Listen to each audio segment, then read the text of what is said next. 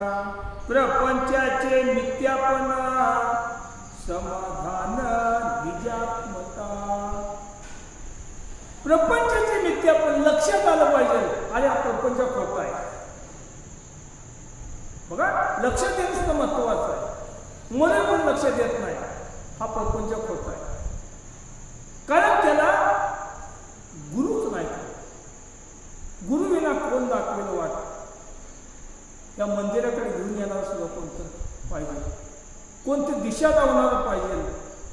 दिशाहीन म्हणजे काय, कोणाकडे अपेक्षा करायची, कुणाला विश्वास ठेवायचा.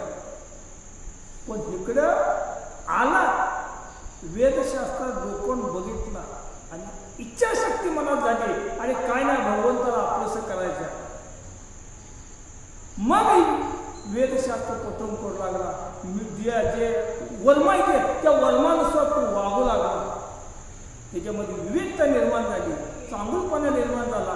तो त्या दिशेने वाटचाल करू लागला. मनसा वाचा प्राणप्रवाही अहंकार वृत्ती उभय देही. शरीरामध्ये जी शरीर करायची, त्या शरीराचा उल्लेख केलेला आहे. जग आत्म्याच्या ठाई मिथ्या माईक पाही आभासे. हा ध्येय असा आहे, ह्या सगळं आहे. हे शरीर निर्माण केले, देवानेच केले सगळे.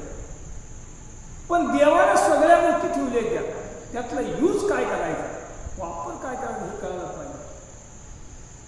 बघा, मन देवाची एकाग्रता पुन्हा ह्या सगळ्या गोष्टी महत्वाच्या आहेत. मग मन जर भटकत असेल तर परमात्मा कसा होणार.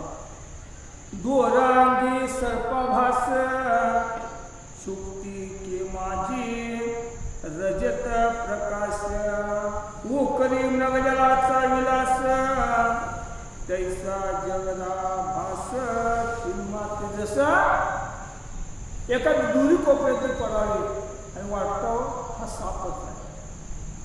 दिसतो सापासारखा, पण तो फास आहे. प्रपंच स्वतःचाच आहे, नुसता फास आहे, नाशवंत आहे. बघा, जे निर्माण केलं तुम्ही आम्ही ते नाशवंत आहे, पडणार आहे, निखरणार, त्याचा नाश होणार आहे, अशुद्ध त्याची माती होणार आहे. बघा, एका ठिकाणी काय सांगितलं, पुरला तरी माती होणार आहे आणि उघड्या टाकला तर सुद्धा त्याची माती होणार आहे. हे जे निर्माण झालेलं